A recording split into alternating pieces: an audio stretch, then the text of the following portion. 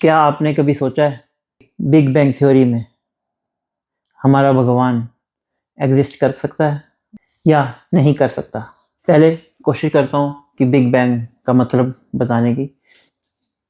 Big bang theory means एक atom जो explode हुआ और वहाँ से हमारा यूनिवर्स स्टार्ट हो गया और वो एक्सपेंड करता ही जा रहा है, करता ही जा रहा है और करता ही जा रहा है। बिलियंस और बिलियंस ईयर्स हो गए हैं और वो एक्सपेंड करता ही जा रहा है अभी तक, जो कि फैक्ट है और प्रूवन भी है। फॉर एग्जांपल, जैसे हमारा मून हर साल कुछ सेंटीमीटर अर्थ से दूर जा रहा है। It means our universe is expanding.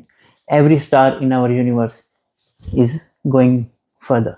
सो ये जो एनर्जी हमारे उस एटम से निकली जहाँ से हमारा बिग बैंग यूनिवर्स स्टार्ट हुआ, वो एनर्जी रुकने का नाम क्यों नहीं ले रही है?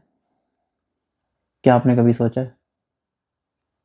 वो ऐसी कौन सी एनर्जी है कि जो बस एक्सपेंड होती जा रही है, होती जा रही है और बिलियंस ईयर्स हो गए हैं, वो रुकने का नाम नहीं ले रही है? मैं उस एनर्जी पे कुछ एग्जांपल्स देने की कोशिश करूँगा और समझेंगी वो एनर्जी का मैं आपको क्या मतलब समझाना चाहता हूँ। जैसे एक एनर्जी है, हर एनर्जी का एक अंत है। फॉर एग्जांपल, हम कोई छोटा सा बॉम्ब लेते हैं। टेक एन एग्जांपल, दिवाली का कोई पटाखा, उसको हमने वो फटा और उसमें से कुछ एनर्जी निकली और कुछ आप जो उसके पास होंगे आपको फील होगी एनर्जी। वो फटा और 2 सेकंड के बाद एनर्जी दोबारा अपनी ओरिजिनल पोजीशन पे आ गई। सो इट मीन्स जो एनर्जी एक्सपेंड होती है, एक्सप्लोड होती है, उसका अंत होना ही होना है।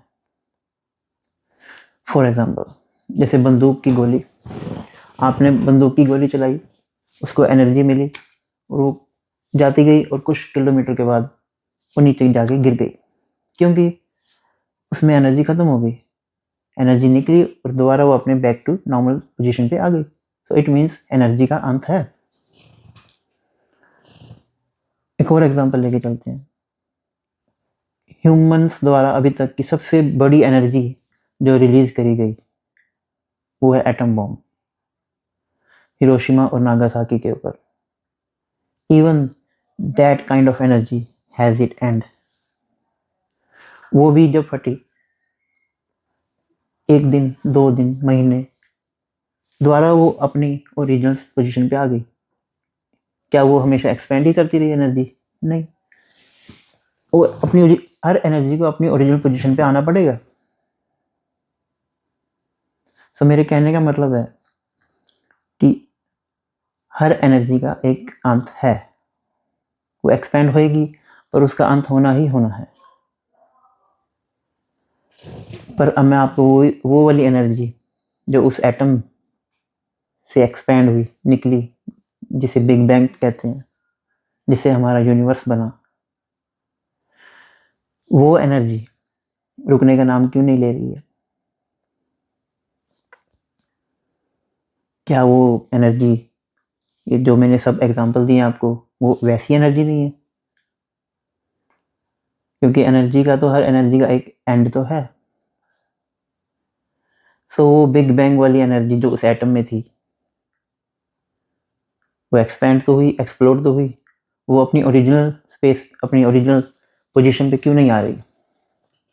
वो एक्सपेंड करती जा रही है, करती जा रही है, बिलियंस ऑफ ईयर्स हो गए हैं, वो क्यों नहीं आ रही है? उसका मतलब है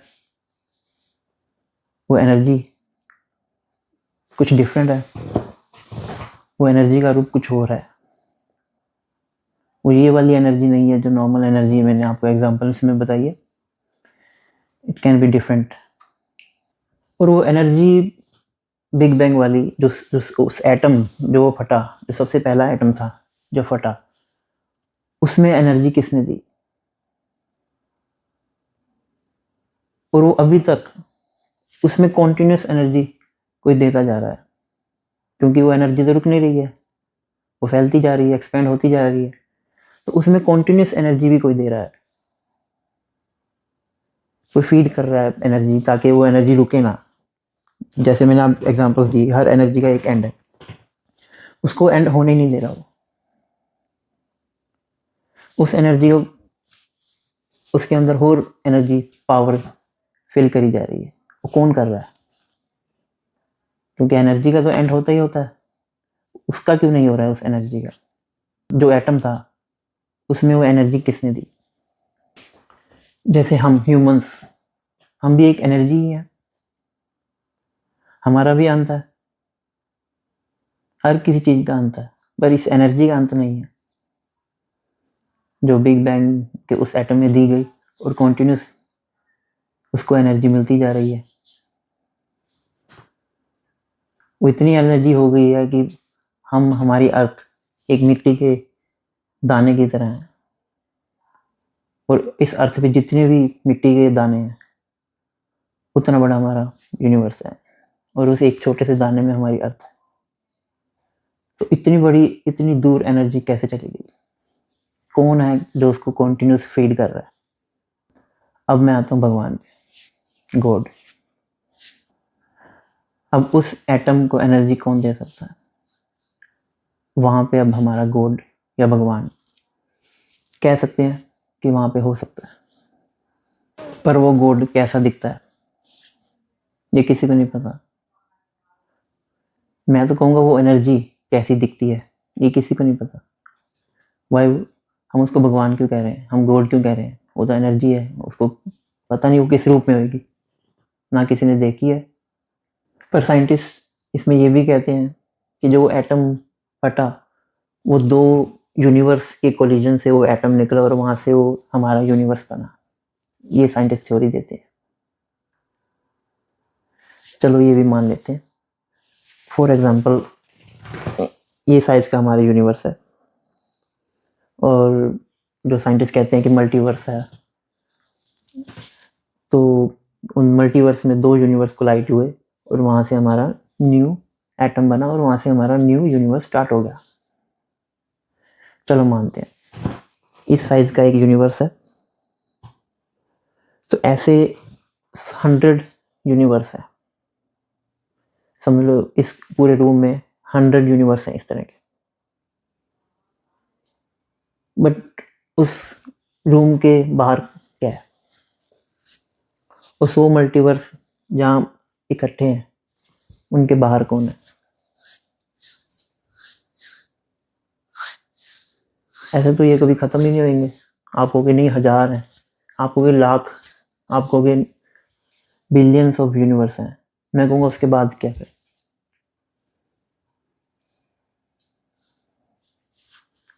तो ऐसा तो थ्योरी जितनी मर्जी दे दो, नहीं बिलियंस हैं यूनिवर्स, ऐसा नहीं होता। ये तो थ्योरीज हैं, जितनी मर्जी दे दो, एट द एंड बात तो उसी एटम पे ही आ जाती है।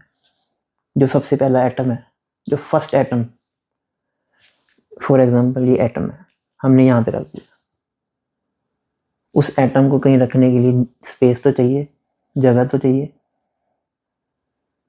वो किसने रखी? हर एटम को स्पेस में रखने के लिए स्पेस और टाइम चाहिए। अगर आप रख रहे हो तो वो किसने रखा है? पहला एटम किसने रखा? वो जस्ट रैंडमली आ गया। मैं नहीं कह रहा कि वो भगवान ने रखा है, क्योंकि वो तो किसी ने देखा ही नहीं है किसने रखा एटम जो एक्सप्लोड हुआ। चलो वीडियो के एंड में आते हैं और बताते हैं मेरा टेक है कि हमारा भगवान बिग बैंग थ्योरी में कहाँ पे एग्जिस्ट कर सकता है। मैं कहता हूँ कि अगर हमारा भगवान है तो वो बिग बैंग थ्योरी के पहले ही एग्जिस्ट कर सकता है, उसके बाद हमारा भगवान एग्जिस्ट नहीं कर सकता, कोई चांस ही नहीं है। If there is a God, he can only be exist before Big Bang. उसके बाद वो हो ही नहीं सकता भगवान। क्योंकि समझो अगर भगवान ने बिग बैंग किया, उसने यूनिवर्स बनाया, फिर वो वहां पे रहने के लिए आ गया। क्यों वो वहां पे रहने क्यों आएगा? जब उसने वो करता धरता है, उसी ने सब यूनिवर्स बनाया, उसी ने वो सब कुछ किया, तो वो वहां पे रहने क्यों आएगा? आपको एग्जांपल देके समझाता हूँ। जैसे मैं हूँ, मैंने मनी बनाई, मैंने डॉलर्स, मैंने रुपया, मैंने जो मनी है सब कुछ मैंने बनाया, आई मेड दैट मनी। पर मैं कह रहा हूँ नहीं, मुझे गाड़ी बाय करनी है, मुझे हाउस बाय करना है, मुझे वो कॉफ़ी बाय करनी है, मुझे वो डोनट बाय करना है। Why would I? मैंने तो मनी बनाई है। जब मैंने मनी बनाई है तो मुझे वो खरीदने की ज़रूरत क्या है? जब मैं उन दोनों के बीच में जो चीज़ है मनी, मेरे और वो क्वांटिटी जो जो थिंग है जो बाय करनी है, उसके बीच में जो चीज़ है वो अगर मैंने बनाई है तो मुझे वो बाय करने की क्या ज़रूरत है? जब मैंने सोर्स ऑफ इनकम ही मैंने बनाई है तो मुझे वो थिंग्स बाय करने की क्या ज़रूरत है? सो ये एग्जांपल से मैं आपको समझाना चाहता हूँ कि जब भगवान ने ये सब कुछ बनाया है तो वहाँ पे वो रहने क्यों आएंगे? ये मेरा टेक है कि अगर भगवान हो सकते हैं तो वो बिग बैंग थ्योरी से पहले ही हो सकते हैं, उसके बाद नहीं हो सकते। और ये मैं ये भी कहना चाहूँगा कि जो उस बिग बैंग से पहले वो एनर्जी जो भी थी,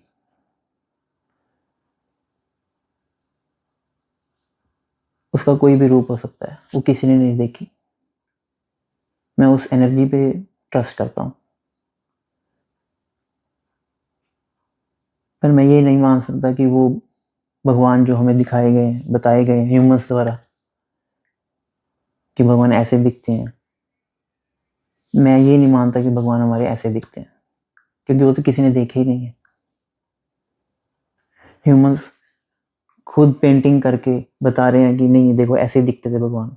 क्या तुमने देखे हैं?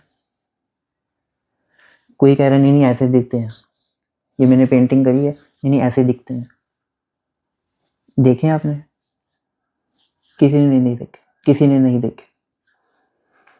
तो मैं इस भगवान पे तो नहीं मानता, मैं मानता हूँ उस एनर्जी में जिसने सब कुछ बनाया है। जो बिग बैंग से पहले जो भी एनर्जी रही होगी उसका क्या रूप है ये पता नहीं, पर ऐसी तो नहीं है जैसी हमें बताई गई है। ये मेरा टेक है, आप अपना टेक बताएं कमेंट्स में, मैं कोशिश करूँगा कि सबका रिप्लाई करूँ। जल्दी मिलेंगे नेक्स्ट वीडियो में, कुछ नया और कुछ डिफरेंट। Thank you.